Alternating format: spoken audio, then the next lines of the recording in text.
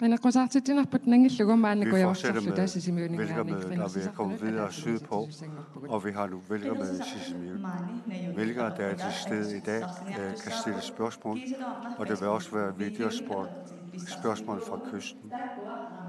Og dem skal vi også have svar på. Vi håber vælgere, der er til stede og lytter og ser, der følger med i radio og tv. Vi får et kort udbytte af vælgermødet. Velkommen alle sammen.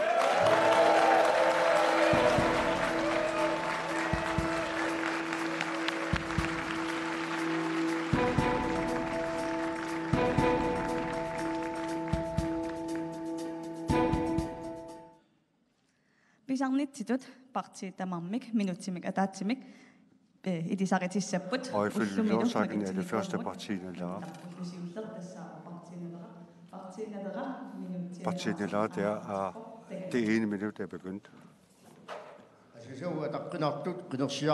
Kære vælgere og første gang vælgere.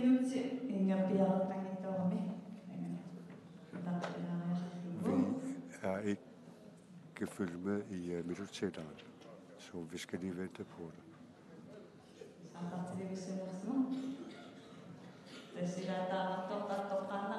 Og det der skal ske, når der er direkte udsendelse.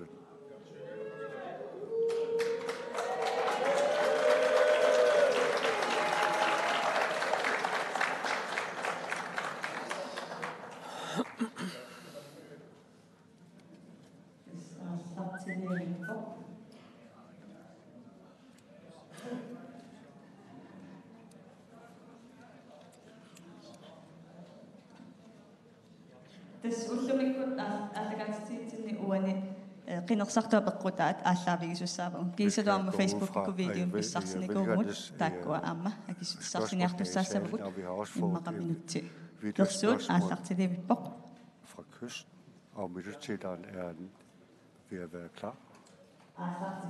Og den er klar. Værsgo, partiet Nellara.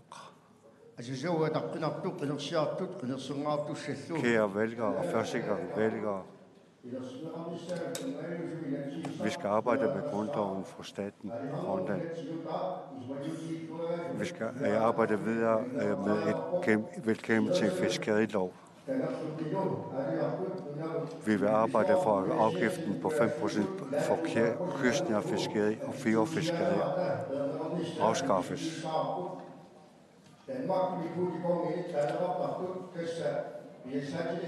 Vi vil arbejde for, at der startes samme undersøgelse som i Danmark af det såkaldte kvotegonger.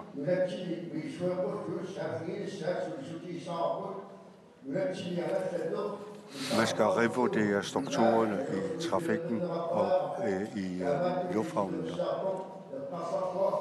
Derfor skal du som vælger tænke dig godt om godt valg. Tak til partiet. Tussinguullutillu oqaasaqartussat tassaarput atassut. Og det næste er atassut. Værsgo. Kære medborgere og vælgere, og dem, der følger med fra kysten. Og vi er flere kandidater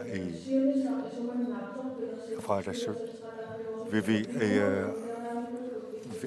vil arbejde for et godt fremtid. Og atassut har 19 kandidater, der alle har en god erfaring i arbejdet i det offentlige.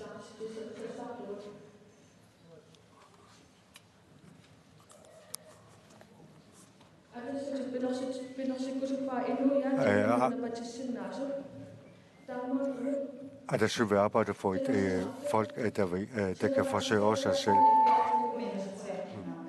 Og det ene minut er gået. Tak til Atassut.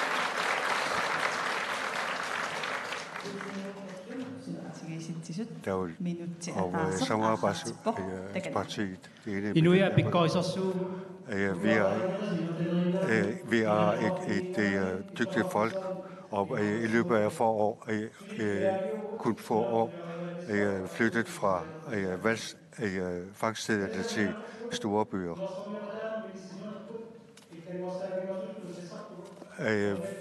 Vi vil arbejde for, at vi kan være medborgere i et globalt samfund.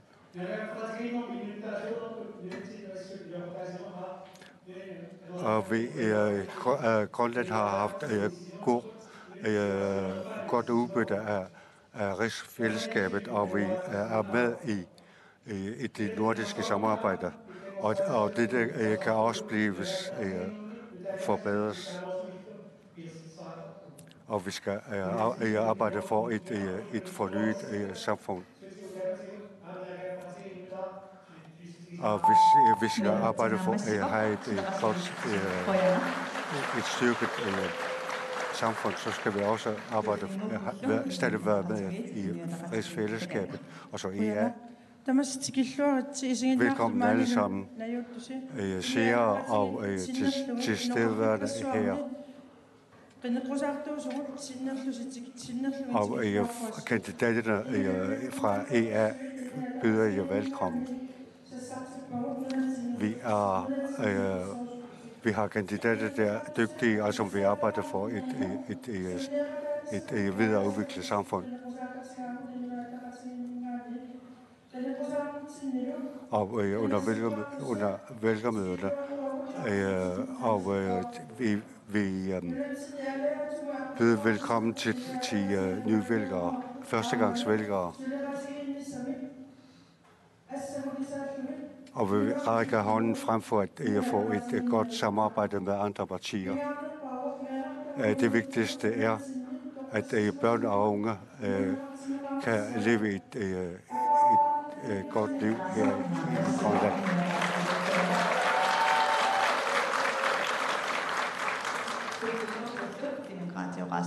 Og så demokraterne.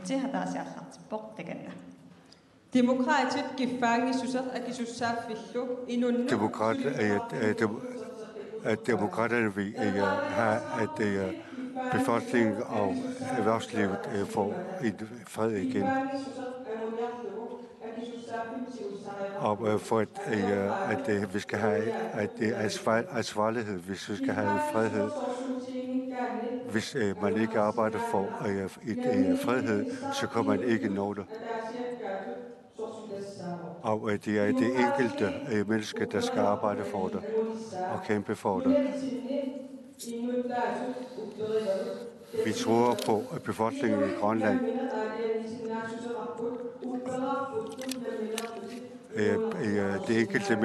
Det enkelte menneske har selvbestemmelse og er i stand til at styre deres liv. Godt valg til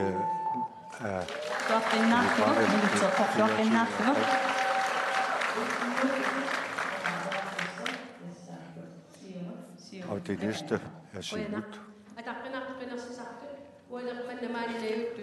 Kære vælgere, der er til stede her i eftermiddag, og vælgere, der følger med i radio og tv, og ikke mindst førstegangsvælgere.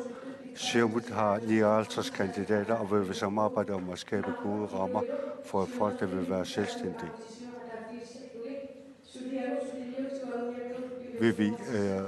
Vi vil skabe et vejen for et godt samfund, for samfundets fremtid, for at virkeliggøre vores sager og indsatser. Vi har arbejdsløs og samarbejdsvilje. Vi vil lægge planer for en god udvikling og innovation i samfundet, for at disse kan have mest mulig indflydelse. Det har aldrig været så vigtigt med sammenhæng, indtil vi når selvstændighed.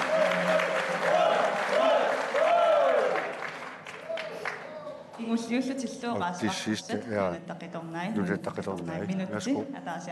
Og det ene minut er begyndt. Værsgo.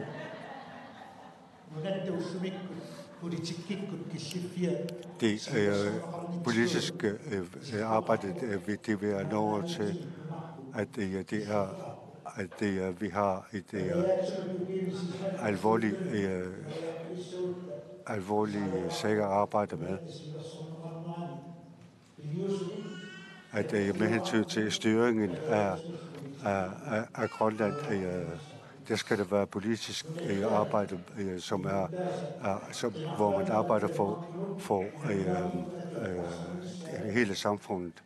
Og dem, der flytter til Danmark, skal vi have formindsket. Og vi skal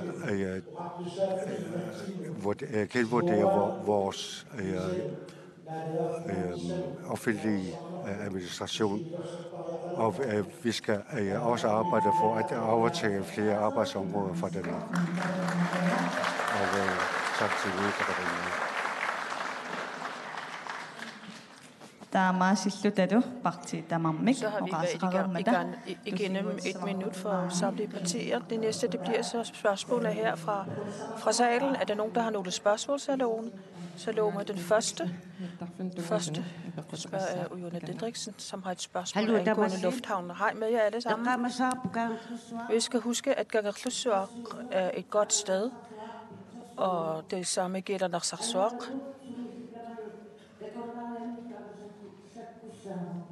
Det er et våben mod vejret og et godt våben mod vejret og turisterne. Jeg synes, det er meget mærkeligt, at de vil etablere nye lufthavne. Vi har kun nogle få tusinde mennesker. Vi er ikke engang 100.000. Vi har ikke råd.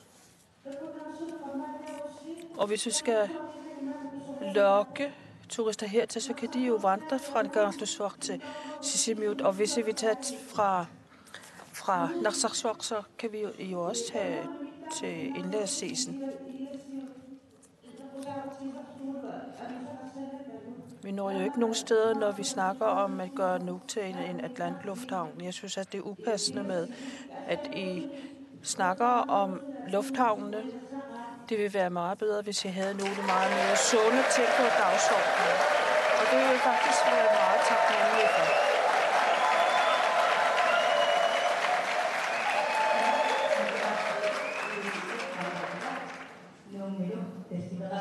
Hvorfor skal lufthavnene i Ilulissat, Nuuk og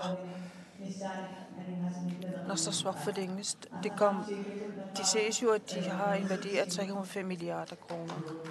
Erik Jensen er første, der har markeret. Ujona, tak for dit spørgsmål. Jeg synes, det er et meget vigtigt spørgsmål. Det undrer mig ikke over, at det spørgsmål bliver stillet fra Qatar Kommune. Det er selvfølgelig, vi har selvfølgelig fra hjertet, at det er vigtigt, at Kangerlussuaq skal bevares. Hvis jeg skal sige, at vi fra Siumuts side ikke vil lukke lufthavne. I vores program står der også, at vejen fra Sisimiut til Kangerlussuaq skal etableres. Den er altid på dagsordenen, men vi vil gerne realisere den, fordi der er massive muligheder for turister, så frem der bliver etableret en vej der. De kommende inatsisartut-medlemmer skal, altså de samfundsøkonomiske konsekvenser, skal kuttegraves fra dem, og det er dem, der skal afgøre, om hvorvidt det bliver et ja eller et nej, men vi kan ikke stoppe udviklingen. Hvad med Kangerlussuaq og Narsarsuaq? Hvad skal vi gøre med dem? Man skal prioritere, ja, det er Nuuk og Ilulissat med Kangerlussuaq og Narsarsuaq. Jeg synes også, at der er en masse muligheder, når der bliver etableret en vej. Så skal vi forestille os, at hvordan islændingene har gjort, da amerikanerne forlod Keflavik. De etablerede den til cargo, det vil sige, at de begyndte at producere der, og de har også forøget deres udenlandske handel. Vi skal søge mere forædling af fiskeproduktioner, når varen bliver etableret. Men at etablere en vej, det er jo meget bekosteligt. 300-500 millioner kroner. Hvor skal disse penge tages fra? Det skal ikke tages som en udgift, det skal tages som en investering. Men disse penge skal jo også være eksisterende. Hvor skal disse penge hentes fra? Disse penge kommer jo tilbage i fremtiden, hvis vi ikke laver investeringer, så vil samfundet gå den vante gang. Og vi er nødt til at gå videre for at kunne blive selvstændig stat. Tak til Erik Jensen. Næste markering er fra Nunattaqitornai. Det er rigtigt, at levevilkår, der er så hårde, så at det ikke nu, så er det begrænset, hvor meget landskassen kan bevilge. Så fra Nunattaqitornais side siger vi, at landskassens, at vi skal etablere lufthavne, som ikke er økonomiske, som ikke er bevilget af økonomiske midler fra landskassen.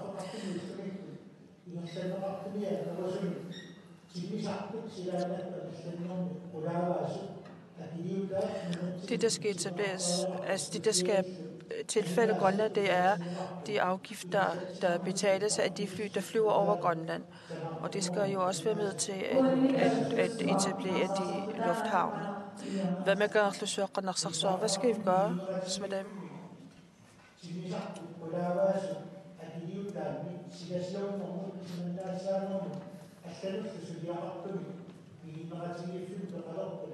Når der bliver etableret et aktieselskab, som skal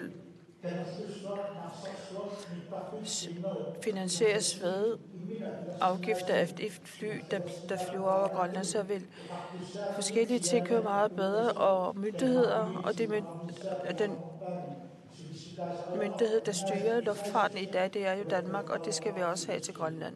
Og det er også derfor, vi skal gøre det, fordi vi skal sikre os, at de omtalte penge også tilfælder Grønland.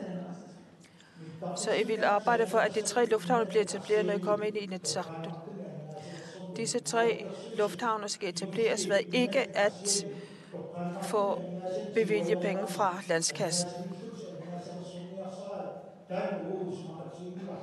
Vi er ikke enige i, at landskassen skal give penge til etablering af de 3 lufthavne. De ting kan bruges til at gøre boligvilkår bedre. Det skal ikke tages fra landskassen, og man skal have udefrakommende investeringer i de 3 lufthavne. Tak til Nunattaqitornai. Erik vil lige fremkomme med et lille svar. Kangerlussuaq har store potentialer for et turistmål. For at gøre erhvervslivet og turismen bedre, så har vi etableret en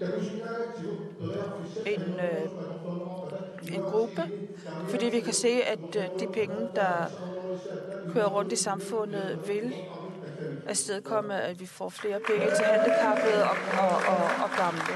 Tak til Erik Jensen, Samarbejdspartiet. Værsgo. Tak. Nadungidara, Rinaqusartu. At tage hensyn til. Det ene det er, at den sidste rapport, jeg har læst, den siger, at landingsbanen i Kangerlussuaq er ved at synke på grund af permafrost. Vi er ikke helt sikre på, om det passer eller ej. En anden ting, vi er nødt til at forholde os til, det er, at vi har nogle internationale aftaler omkring at holde den lufthavn åben. Så der er ikke en helt simpel løsning. Derfor er vi nødt til at sørge for, at vi tager beslutninger på et oplyst grundlag. Og vi er nødt til at sørge for, at de beslutninger, vi tager, de er langsigtede og gennemforhandlede, og ikke nogen, vi tager, fordi at nu har vi lige lovet vores vælgere en lufthavn her, der. Vi prioriterer, at vi meget gerne vil have et langsigtet trafikstruktur, som vi alle sammen er enige om. Vi prioriterer, at vi har lufthavne, som ikke belaster landskassen mere, end de nødvendigvis skal. Og vi prioriterer, at Sydgrønland ikke skal have flere lufthavne, men skal have et vejsystem i stedet for. Er det tydeligt nok? Og hvis det bliver et vejsystem, hvor skal pengene så hentes fra? Vejsystemet i Sydgrønland, det er sådan, at... undskyld, tolkningen forvirrer mig lidt, undskyld. I Sydgrønland, der bruger vi 30 millioner kroner om året på servicekontrakter. Afhængig af, hvilken type vej man beslutter sig for, så kan man få cirka 15 km vej for de penge, og vi skal bruge cirka 100-150. Det vil sige, at i løbet af 10 års servicekontrakter, så vil vi faktisk have kunne købe en vej, som er langtidsholdbar, som holder til alle de fremtidige generationer, og som har en meget stor effekt, fordi at det ikke bare er et spørgsmål om at flytte folk frem og tilbage. Det giver mere erhvervsliv, det giver mere vækst til hele regionen. Så det er simpelthen en fremtidssikker investering. Michael Russing,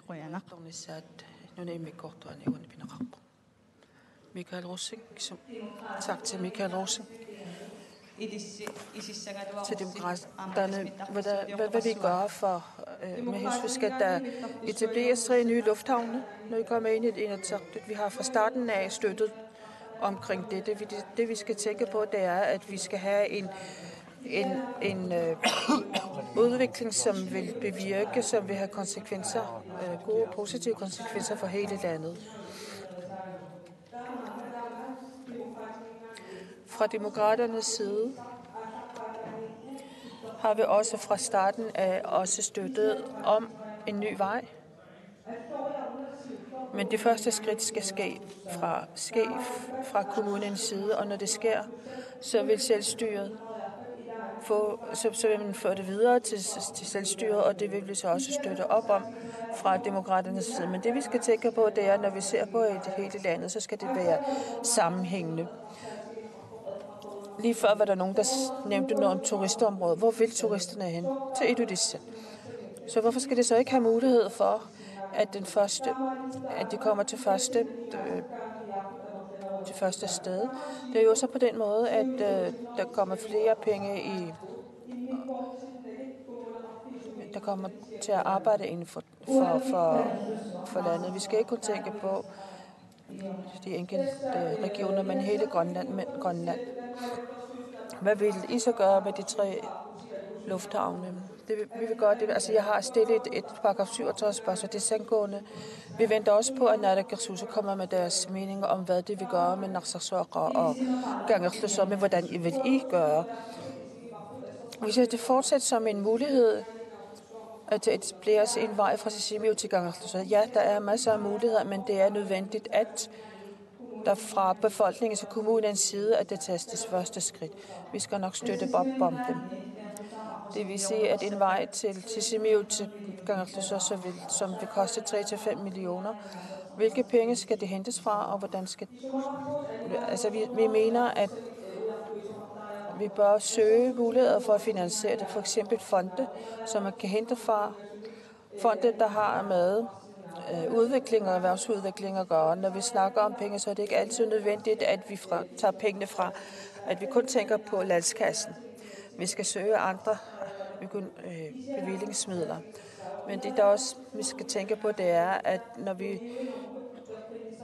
giver penge til udvikling, så skal vi også tænke på folkeskolen og omsorg, og det skal også være nogle penge, som kan flyttes.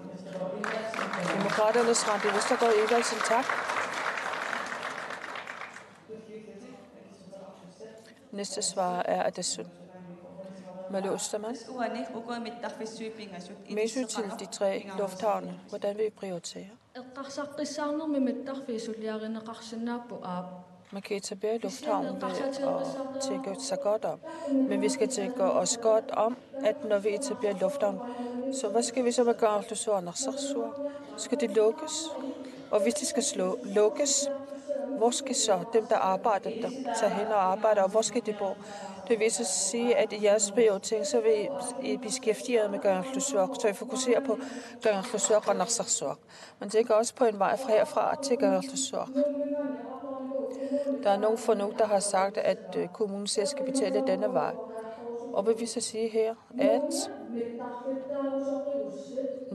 dem i Nuuk, hvis I vil have en lufthavn, så gør som os. Da vi skulle til at lave en havn, så fik vi skatten til at stige 1%. Vi fik en havn med problemet. Jamen, hvad vil I så gøre ved lufthavnene? De 3 store lufthavne, hvis I kommer ind i Inatsisartut. Bliver det en prioritet her fra jeres side? Jeg vil ikke love noget. Jeg vil kun sige, at vi vil undersøge, hvilke muligheder, der kan benyttes. 1100 meter, det er sufficient, det er nok. Hvis der kommer flere turister, hvor skal det så bo? Der er ikke hoteller nok. Det skal jo så også udvikles. Vi er nødt til at tænke os grundigt om. Tak. Adassun. Vi skal tænke så godt om. Tak til Adassun. Næste svar. Inuit Ataqatigiit, Agatha Fontaine.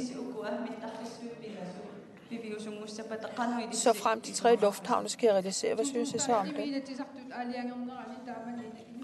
Inatsisartut besluttede i 2015, der var det et krav fra Inuit Ataqatigiits side, at det skal undersøges.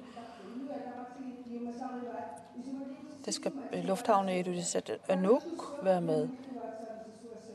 Og hvis vi skulle indgå en aftale, så vil vi være med, hvis Kangerlussuaq også tages med.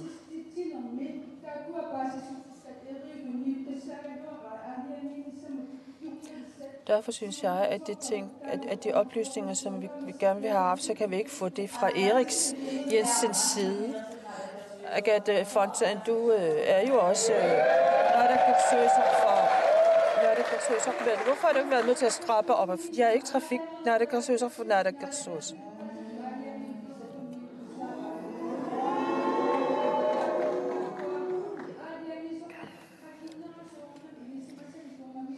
Før der tages en indstilling, så at der er forundersøgelser, det grundige undersøgelser og analyser, så skal man jo kigge på, hvad der er bedst for Grønland.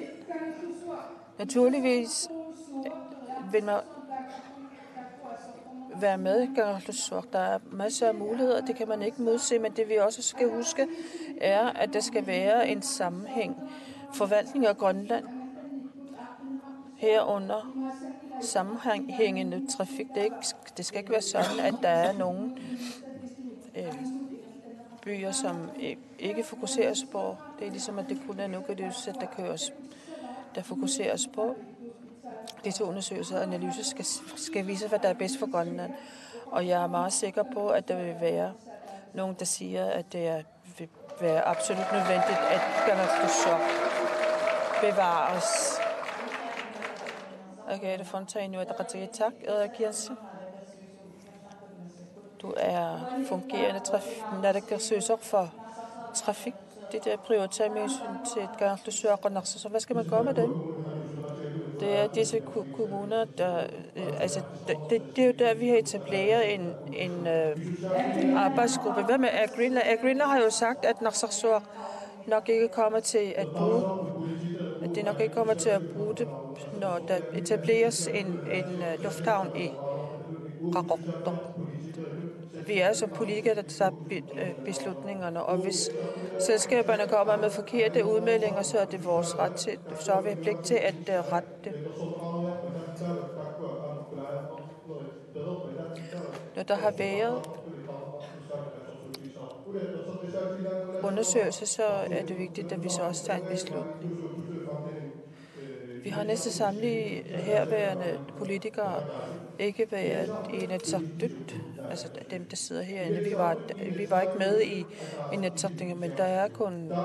Dengang, da der skulle stemme, så var der kun et medlem, som var imod. Vi kan ikke pege fingre af hinanden. Vi er nødt til at tage ansvaret. Der er flere papirer. Der er flere partier, der har taget. Hvis ikke det er alle partier, der har været med til at tage beslutning. Erik Jensen fra Siumut. Tak. Henrik Fleischer. Partiet Nadaraq. Med hensyn til de 3 lufthavne, hvad skal der etableres 3 store lufthavne, når jeg kommer i Inatsisartut? Vi siger først tak til spørgsmålet til Johanne Didriksen til et vigtigt spørgsmål. I 2015, som Erik sagde,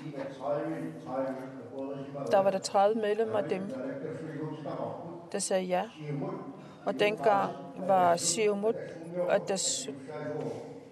og demokraterne, som var medlemmer af Inatsisartut, som var Inatsisartut-koalition, servicekontrakterne i lufthavnen. Det blev og da man besluttede om lufthavnen, der var der en værdi af 2,2 millioner, så var det jo Nuuk. Og det er jo det, som man fokuserer på.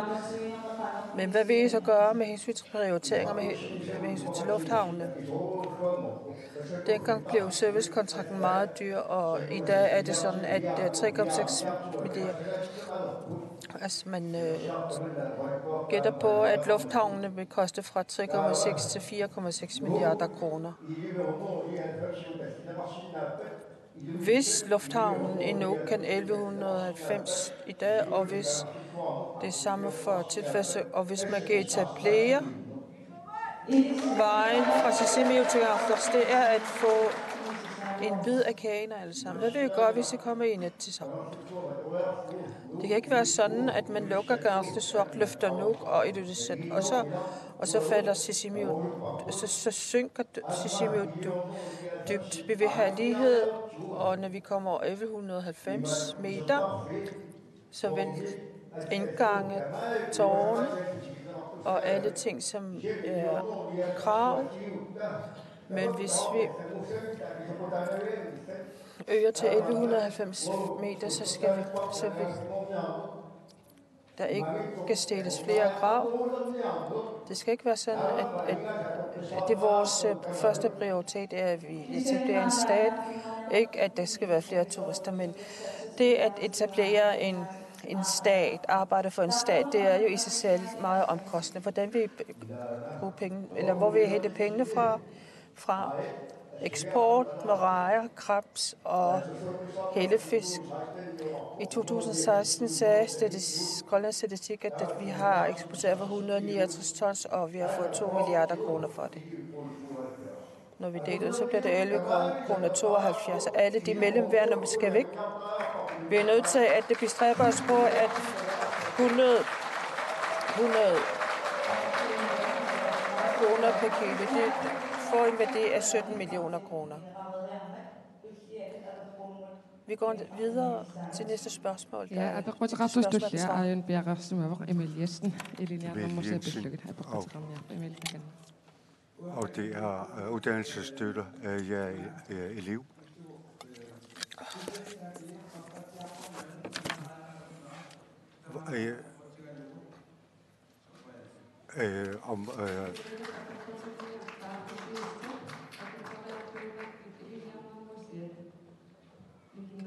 Og det er spørgsmålet går ud på, at prisen på varerne er for opadgående, mens uddannelsesstøtten har ikke fulgt med i prisudviklingen.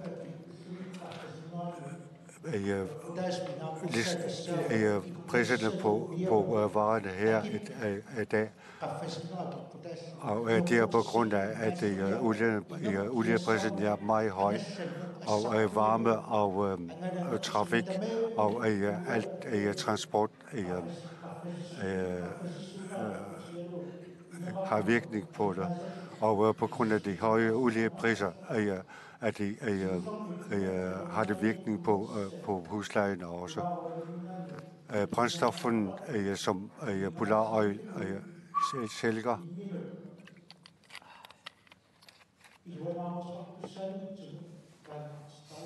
at man skal etablere et selskab, der ikke skal tjene på salget af olien.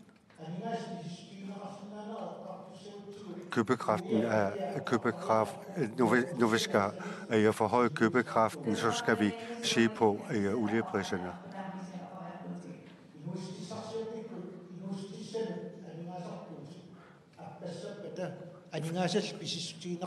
Hvis prisen på fødevarerne skal ned, så skal man først se på oliepriserne. Fordi at hvis oliepriserne går ned, så vil det være det bedste for hele befolkningen.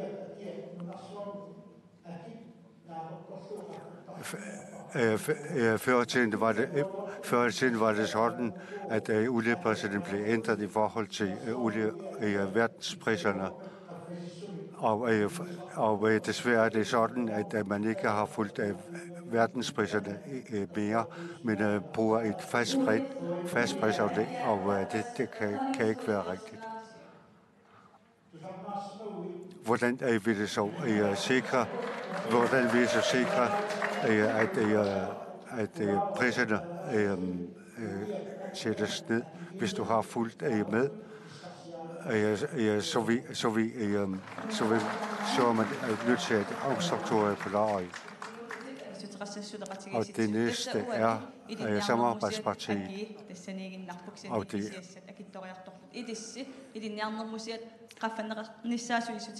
vi arbejder for, at uddannelsesstøtten forhøjes. Jeg kan godt forstå, at jeg forstår spørgsmålet, men jeg skal lige svare, at vi styrer ikke olieprisen her i Grønland.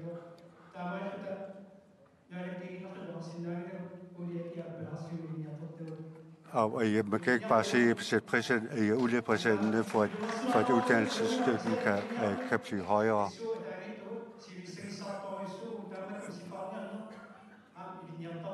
At vi der får SU lærer at spare, og det kan vi udnytte i vores videre liv.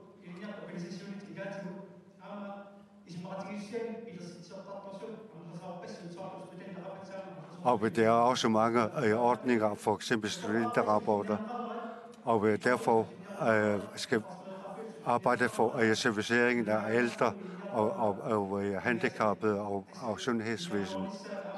Det skal vi også tænke på.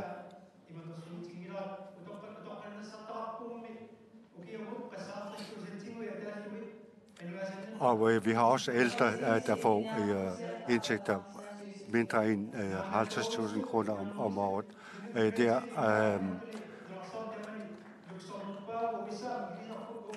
Uddannelsesstøtten er tidsvarende, og vi har i forhold til andre steder, så har vi et luksusliv.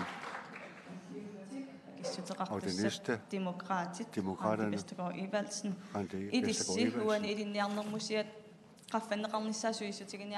vi arbejder for, at man forhøjer uddannelsesstøtten.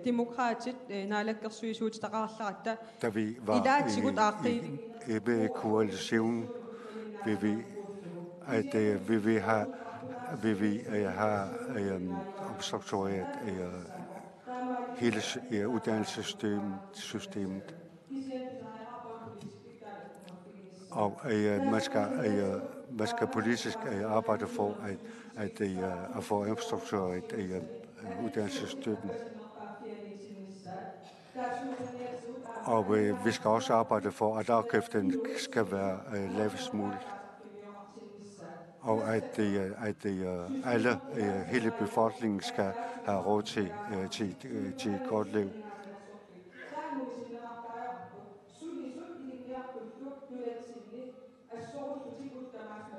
Og befolkningen, der arbejder uddannelsesstøtten, står op hver dag og arbejder for at få råd til deres liv. Vi nedsætter afgifterne, siger du. Og at da vi var i koalitionen, var det sådan, at uddannelsesstøtten blev fulgt inflationen. Og vi skal også tænke på, at når man bor i kollegierne, skal man betale 850 kroner om måneden. Og vi skal have fundet en løsning på det.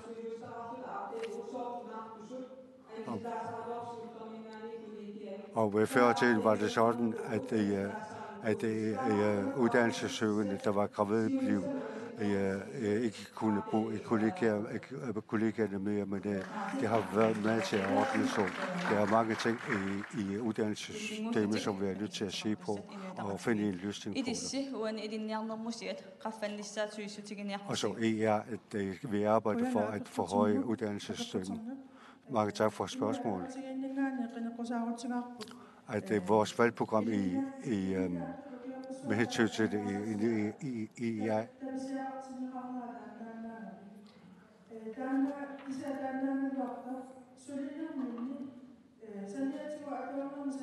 og udover at det uddannelsessøgende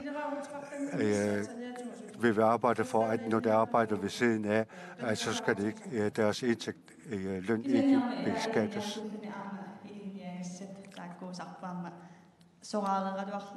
Når man er under uddannelse, så er der også hjemmearbejder. Og hvordan kan man ordne sådan, at hele livet hænger sammen? Det er det enkelte menneske, der har ansvar for det. Og mange uddannelsessøgende har også været i arbejdsmarkedet. Så de har lært, hvordan man styrer sit liv.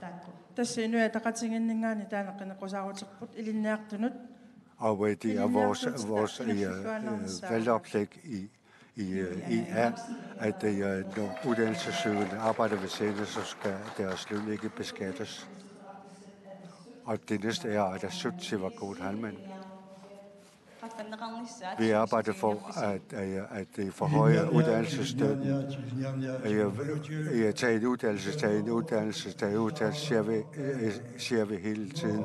Og det er nok med, at vi ikke har råd til at lade dem de kan få en uddannelse. Og vi skal bane vejen for, at de uddannelsessøgende får bedre resultater.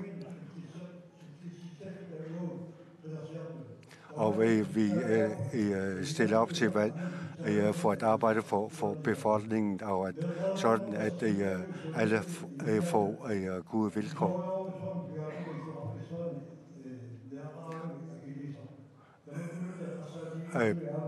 I de store byer, når man bor i de store byer, så kan priserne være ret høje.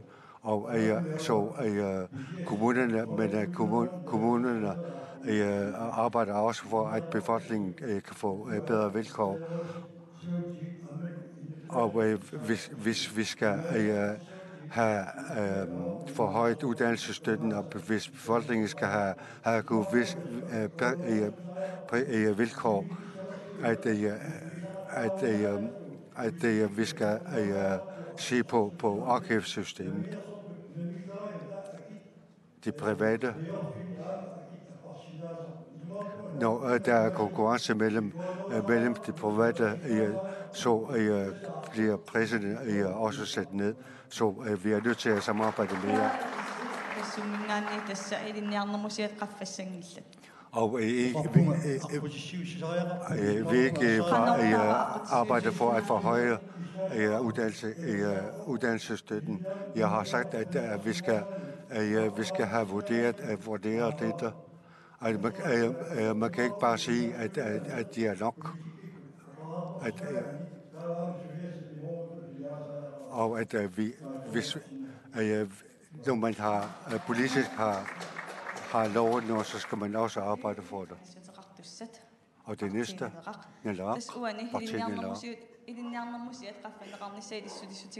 og vi arbejder for at forhøje uddannelsesstøtten. Og så længe vi kører som i dag, og med det system, vi har i dag, så har vi ikke råd til mange ting. Og men vi bygger lufthavne til flere milliarder kroner, hvor det kan vi så få råd til det uddannelsessøgende. Og de importerede varer er afgiftsbelagt, og det er også og dertil er afgifter i Danmark. Og så de 4 søjler med hensyn til økonomien har man lagt sig fast på. Og her i dag, at de 2 af søjlerne er kun udgifter. Og vi skal have 15 søjler, og der er mange produkter i bygderne, som vi kan udnytte. Og vi ved ikke, hvad der er brugt af stoffer i de importerede varer, som vi kan købe i butikkerne. Og jeg må også sige, at hvorfor vil man ikke forhøje lønnen for SIK-arbejderne?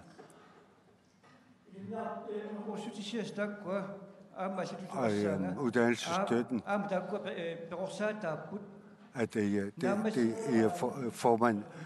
det får man også erfaring af, fordi at man kan bruge at lære at spare, når man også skal videre i livet og få et arbejde. Og så siger man,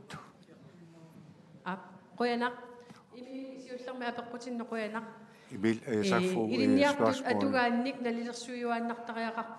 Vilkårene for det uddannelsesstøtte skal være altid løbende vurdere. Og KNI har sat priserne. Og det sidste undersøgelse viser, at købekraften er blevet 0,8% højere. Og uddannelsesstøtten skal også følge med i prisudviklingen. Og man skal det er her tænker jeg på købekraftens værdi. Ja, undskyld, at jeg lige havde glemt jer. Og så til næste spørgsmål.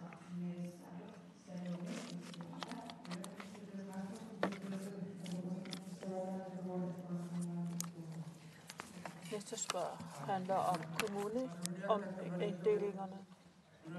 Så vidt jeg har lagt mærke til, at det kun Nynetaqaqartar, som vil arbejde, som vil splitte kommunerne op i 17 igen. 17 kommuner igen. Jeg vil gerne forhøre mig om, hvilke kommuner, der vil arbejde for det. Nynetaqaqartar har på sit valgprogram, at storkommunerne splittes op igen. Der var store administrative udgifter, og hvis det skal realiseres, hvor skal pengene så hentes fra? Tak.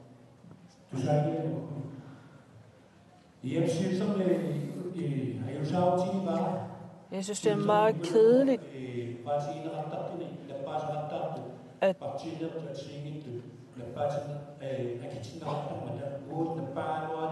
at vi ikke fik lov til at sige noget, og det fleste før nævnte spørgsmål er besvaret med lufthavnen i Narsarsuaq. Men det vi snakker om, det er storkommunerne. I Narsarsuaq, Narsarsuaq og Qasigiannguit, der skal etablere store drivhuse, som skal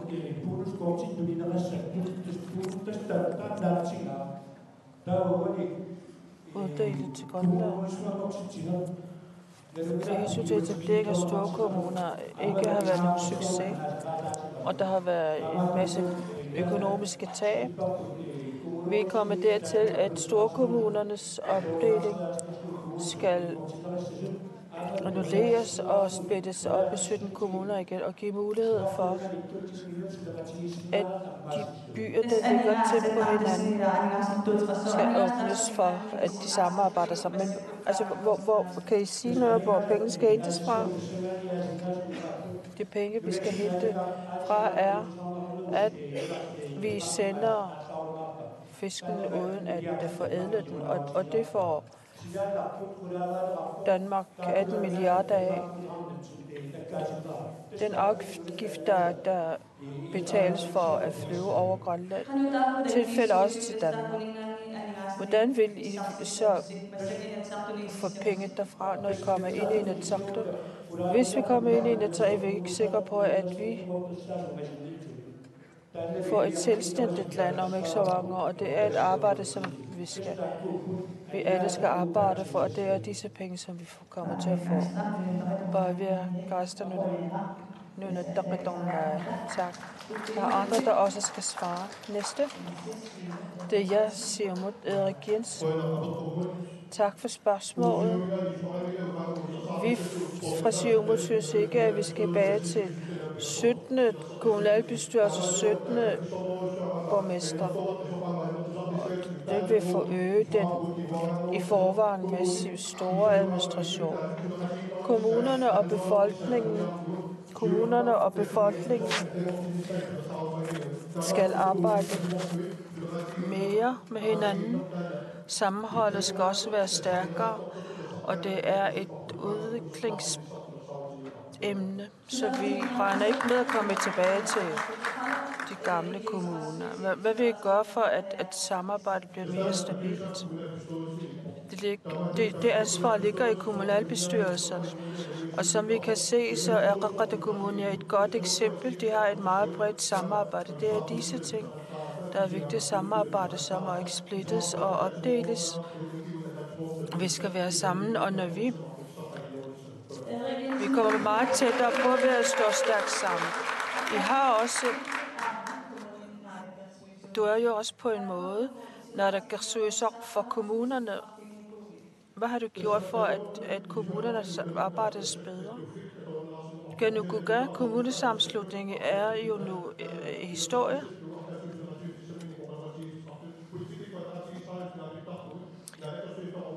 Politiske samarbejdskoordinatorer mødes, og der er et godt samarbejde, uden at man tænker skingler til, hvilket parti man er fra. Den kraft, som vi har i Grønland, skal vi bruge.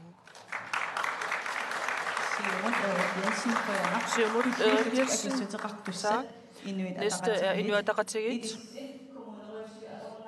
Vil I annullere storkommunerne? Storkommunerne er nu først ved at noget, som vi er ved at lære og implementere i kommunerne. Vores gode samarbejde i kommunen. Det er jo ikke et spørgsmål, hvor man kommer fra. Det er jo et meget velfungerende arbejde. Det er noget, vi vil fortsætte med i Inuit Ataqatigiit. Vi forestiller ikke også, at der skal etableres flere kommuner. Det er 5 kommuner. Dem vil vi arbejde for. Det er nok. Vi vil arbejde for dem, for de 5 kommuner. Næste er Samarbejdspartiet.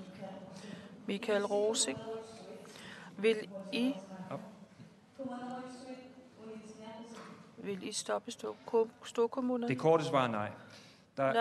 Hvis du kigger på verdensplan, så er der faktisk ikke nogen fælles definition af en kommune.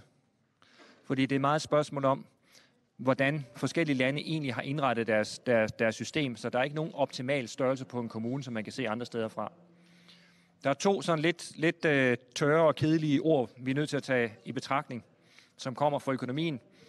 Den ene hedder transaktionsomkostninger. Det betyder, hvad koster det at lave ting om? Og vi har brugt cirka op mod 1 milliard på at lave kommunerne om. Så et godt gæt vil være, at det vil koste op mod 1 milliard at lave dem om en gang til. Og det er simpelthen ikke penge, jeg synes, vi har. En anden ting, som storkommunerne virkelig hjælper med, det er et andet kedeligt økonomord, som hedder stordriftfordele. Det er ganske enkelt billigere at køre en stor kommune end en lille. Og ja, det er korrekt, at når man gør det, så bliver det lidt sværere med nærdemokratiet, fordi man ikke bare lige kan gå op og banke på borgmesterens dør. Men der skal vi også huske et par ting. For det første, hvor mange af jer er på Facebook? Næsten alle. Det er efterhånden blevet sådan, at man kan klare rigtig mange ting over nettet og digitalt. Og det gør rent faktisk, at nærdemokratiet kan fungere, også selvom borgmesterkontoret ikke ligger i ens by. Og så skal vi huske på, at der er rigtig, rigtig mange tabere, der vil komme, hvis man laver om. Fordi de kommuner, som bliver meget små, de får det meget svært. Vi kan se i Sermersooq Kommune, hvor jeg kommer fra, der kan man se, at nogle af de små steder, specielt på østkysten, der havde de ikke ret mange penge før kommunesammenlægningen. Nu er de en del af noget større. Og vi i Samarbejdspartiet er meget store fortalere for at være en del af noget større. Det er også derfor, at vi ønsker at blive i rigsfællesskabet og rent faktisk udbygge det. Og det er en del af den samme tankegang.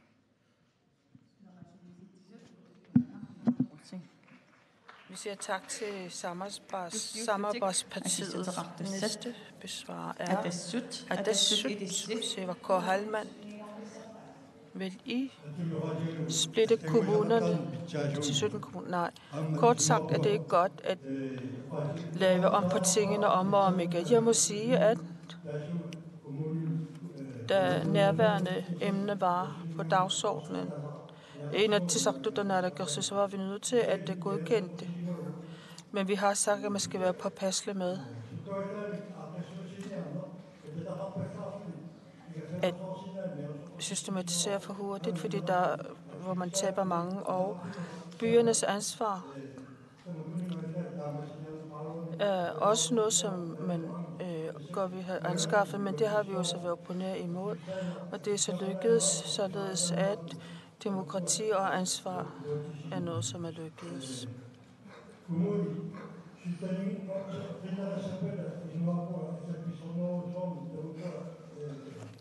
Hvis kommunerne skal splittes op i 17 kommuner igen, så kommer vi meget langt væk fra administrationen og beslutninger. Det er ikke passende. Med hensyn til med at overgive anlæg til kommunerne, så blev Kanukuka sløjfet, og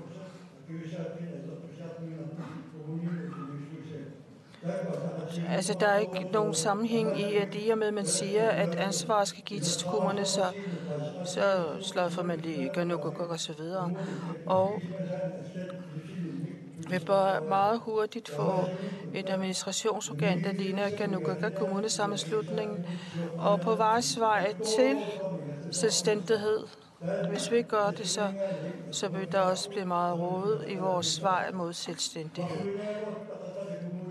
Så da vi kun er to kommuner, og så har været læger, som bekendt var der her for nylig. Skilsmisse i Nordgrønland Kommune, Raqdada Kommune og Vandnaqsa. Det har jo været et befolkningsønske, men vi har ikke hørt om, at der er nogen, der vil skille sig ad. Eller skilles fra hinanden. Så det er ikke en beslutning, der bliver taget ovenfra. Administration og forvaltning. Den store administration her kører vi. Vi er kun omkring 56.000. Jeg kan tage et eksempel. Med Magivik, der har det kørt det på den måde, at der er et selskab, der ejes af folket og trafikselskaber, rederier, fiskeri. Ja, vi har dissekeret forskellige teler over Greenland. De skal samles, og pengene skal så bruges til noget andet. Og man skal afskaffe tolkning og oversættelse i kommuner og myndighederne. Næste besvar bliver demokraterne. Vil I splitte kommuner i 17 igen? Nej. Sådan som det er, skal ikke rykkes ved. Som der er adresseret, så vil administrationen forøges. Det vi mest bruger, det er formålet med erhvervsudvikling i de forskellige kommuner, således at kommunerne på den måde også bliver stærkere. Det er det, der skal være formålet. Her at det taler om penge, hvis kommunen skal splitte det så op i 17 kommuner, så skal vi så bruge pengene til etablering af børneinstitutioner i stedet for at bruge det til splitning. Jeg synes, at det skal være det, der skal være det primære, at de ting, der er behov for dem, man skal først ordne de ting, der er behov for, og derudover, så skal man lære samarbejde og koordinering. I de forskellige kommuner er det vigtigste, at kommunerne kan samarbejde sammen. Ja, det er rigtigt, at vi kun er 56.000 mennesker, men vi arbejder ikke særlig godt. Der skal være en bedre koordinering og bedre forvaltning, fordi Grønland er et land. Tak til Rette Vestergaard, Eva, til demokraterne. Så går vi videre til næste spørgsmål.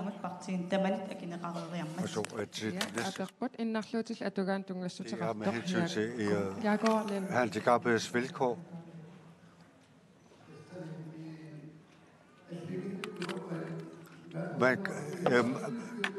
Man snakker kun om de ældre, og man tænker ikke på handicappede, for det har også mange behov. Hvad vi gør ved servicering af handicappede, fordi at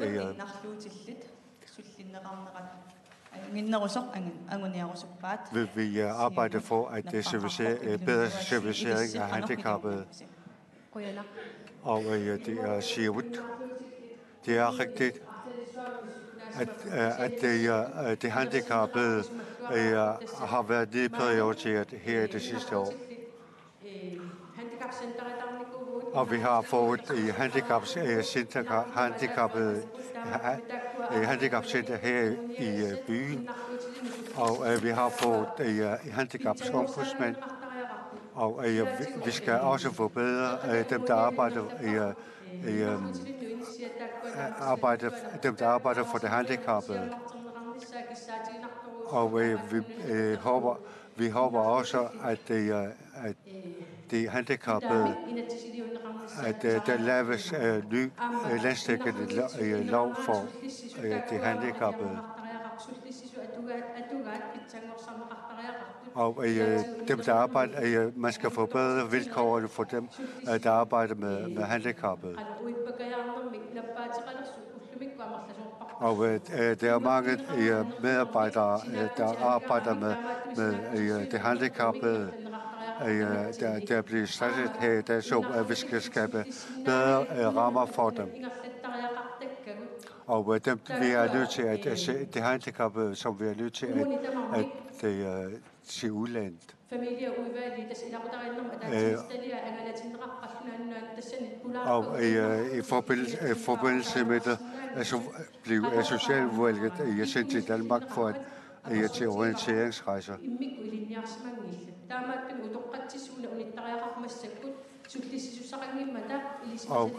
Og vi fandt ud af i Danmark, at dem, der arbejder med det handicappede, mange af dem var ikke uddannet i det. Så vi skal stoppe med at have den undskyldning, fordi, og så sige, at vi ikke har uddannet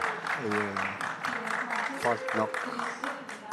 Og demokraterne, hvad vil vi gøre for at forbedre handicappedes vilkår? Fra demokraterne mener vi, at demokraterne skal have mere selvbestemmelse. Vi handicappede, vi ser det handicappede som en gruppe, men vi skal se på det enkelte menneske i stedet for, og så støtte dem.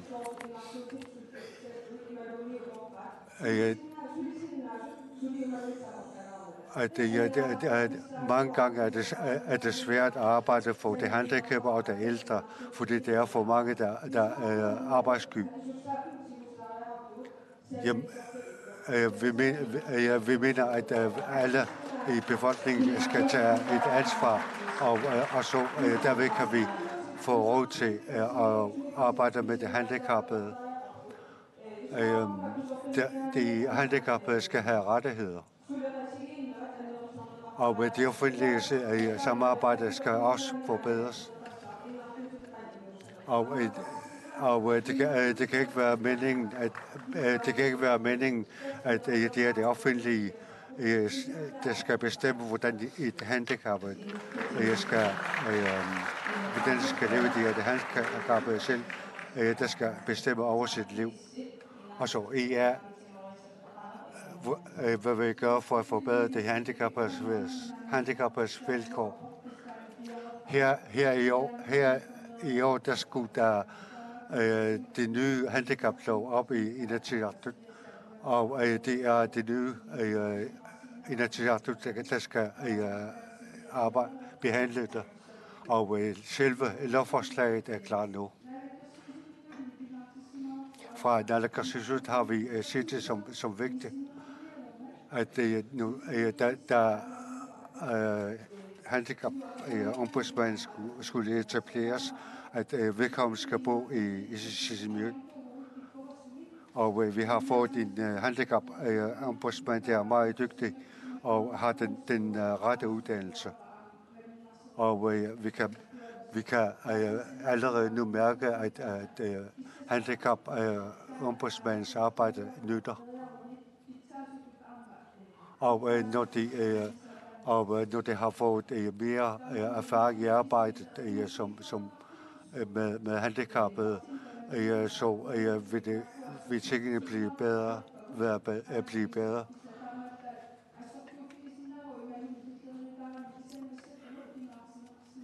Og vi snakker altid om, hvilke ting vi kan blive uenige om. Men her i det her tilfælde, der har vi kunnet blive enige, hvordan vi indretter arbejdet med det handicappede. Og så samarbejdsparti, hvad I gør. Og vi har alle rettighed for et godt liv.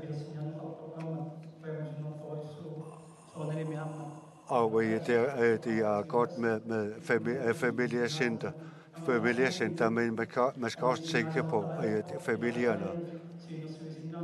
Og familier med handicappede skal også rådgives bedre, hvis de skal have bedre livsvilkår. Og vi skal også etablere rådgivere for familier med handicappede. Og man vil også etablere foreninger for de handicappede, og det skal vi støtte op om. Og hvis det er sådan, at vi har med de store kommuner, så vil man få bedre råd til at arbejde med det og støtte de handicappede. Og vi skal også huske på, at der er mange fordele ved rigsfællesskabet. Og i rigsfællesskabet, i og med at vi har rigsfællesskab, så har vi mulighed for at støtte og erfaringsudvikling skal der også til. Og man kan ikke arbejde godt for de handicappede, når der er mange små lov for de handicappede. Og så partierne lov, hvad vi gør for at forbedre vilkårene for de handicappede. Tak for spørgsmålet. De handicappede. Vi har også brug for de handicappede. Vi har altid brug for hinanden. Og de handicappede giver også noget, som vi kan bruge, altså menneskelig værdi. Og vi skal også høre på dem. Og jeg har også hørt mange gange, at når de arbejder, så får de et meget lav løn. Og de har mange gange ønsket, at de skal have en højere løn. Vi kan ikke undvære hinanden, så derfor skal vi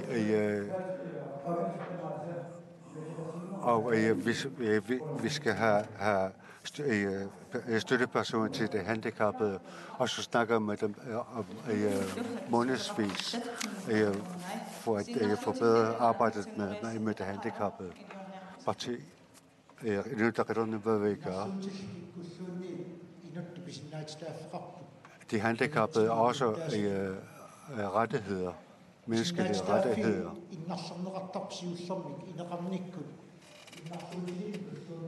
Og de handicappede, vores møde og bygge boliger på er ikke indrettet til de handicappede. Og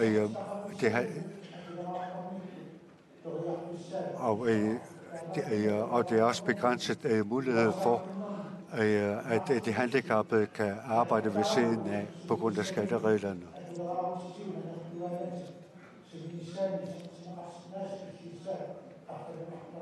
Og at de handicappedes mulighed for at arbejde få indtægt fra arbejdet skal også forhøjes, og at grænsen skal forhøjes.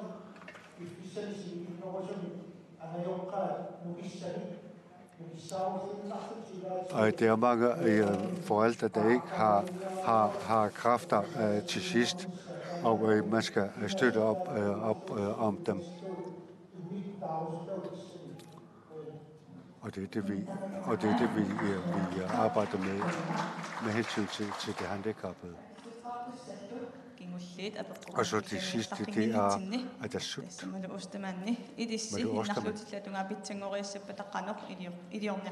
Hvad vil jeg gøre for at forbedre det handicappedes vilkår? Hvis vi skal forbedre det,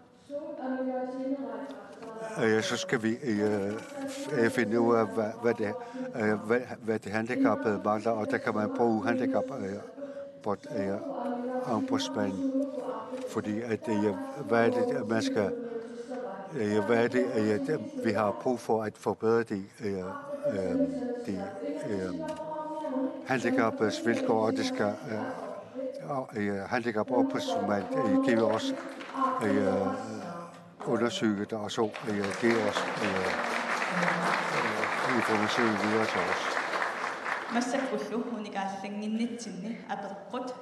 Og så det sidste spørgsmål inden pause. Og jeg skal lige svare på det ret hurtigt. Jeg så spørger Marius Lennart. Jeg hedder Marius Lennart. Det jeg gerne vil spørge om er, der i forbindelse med opsparing til pension, der har selvstyret krævet 42%. Vi fik ellers ved, at det kun var 15%. Ud fra de 300.000, som jeg har samlet i flere år, der er 127.000 kroner betalt til selvstyret. Det er, hvad er grundlaget for det? Og hvad skal disse penge bruges til?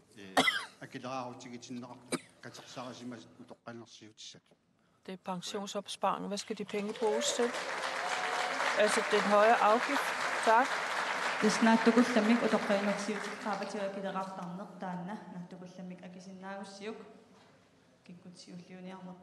Hvem vil svares først? Skal afgiften for opsparet pension afskaffes? Med hensyn til pension, det er at spare til pension.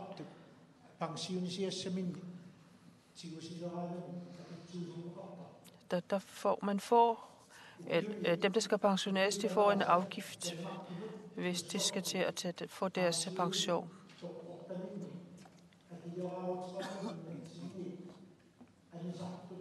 Dem, der kommer ud uden at betale pensionsafgift og flytter til Danmark, der har man i det forbindelse med hensyn til dem med 35 millioner kroner.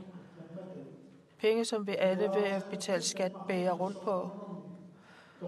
At flytte til Danmark herfra, og med hensyn til de penge, man har sparet sammen, mens man arbejder her. Altså, vi tror jeg ikke så. Kort svar. Det at betale afgift, er det noget, der skal afskaffes? Der skal ikke dobbelt beskattes. Det er ting, der er sparet op. Og hvis man tager en afgift, betaler afgift, så skal man ikke oveni beskatte dem. Jeg kan ikke se, hvordan det skal ændres. Næste er Samarbejdspartiet. Kort. Tak. Man sætter penge ind på en pensionsopsparing. Så kan man betale skat af dem, når man får dem udbetalt, eller inden man indbetaler dem. Det, der er sket indtil nu, det er, at man har betalt skat af dem, når man får dem udbetalt. Rigtig mange fra Grønland vælger at flytte til Danmark, når de bliver pensionister. Og det betyder, at når de får deres pension udbetalt i Danmark, betaler de skat til Danmark og ikke til Grønland. Og det er sådan set det, der er hele humlen i det. Men det virkelig drejer sig om, det er jo at sørge for, at vi får et land, hvor det er rart at være pensionist, hvor det er rart at være, og hvor man virkelig kan have et værdigt liv, også som pensionist. Undskyld, jeg kunne ikke høre det. Pension, man får. Nej, selvfølgelig ikke. Skatten skal kun betales én gang, enten når man indbetaler, eller når man får den udbetalt. Men kun én gang.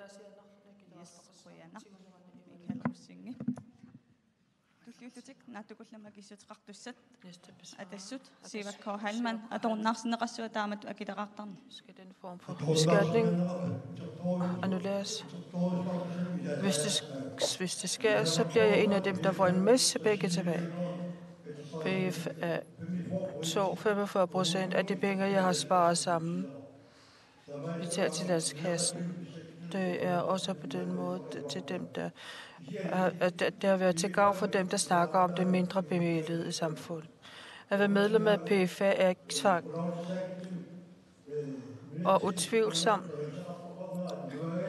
at den måde, der bliver gjort det på, at der er alt for mange, der flytter til Danmark. Vil I stoppe beskatningen? Hvis samtlige partier bliver enige om, at formindske det, så skal vi nok deltage.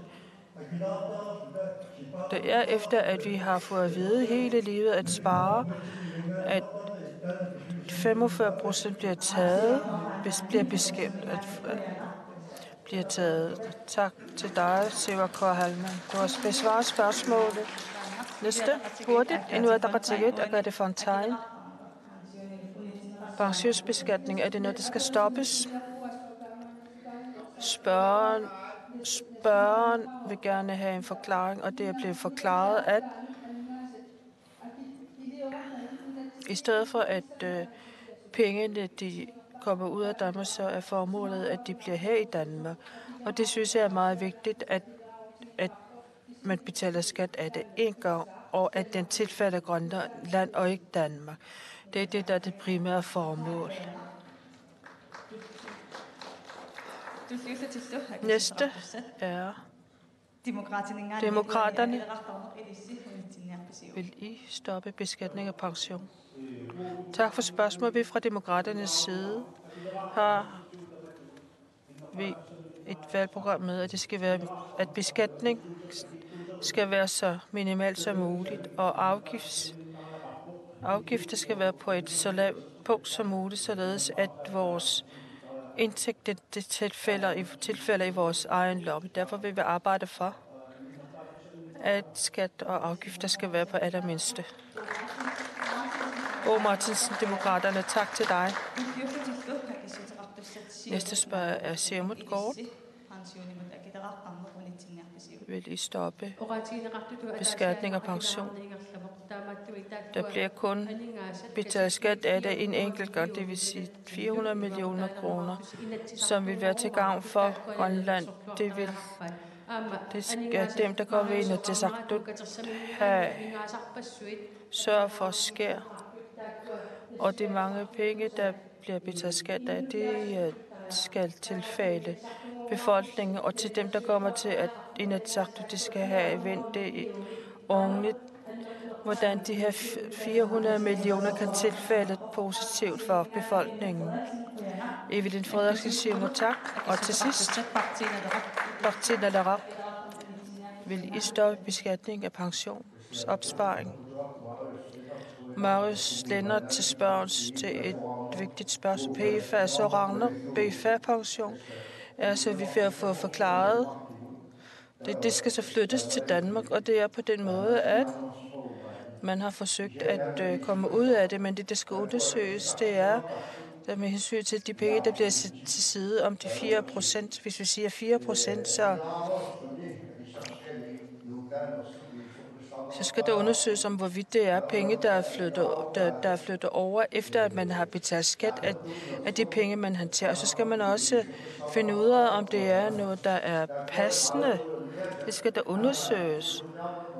Og man vil jo også betale skat af renterne. Det vil sige, der er afgifter, der overlapper hinanden.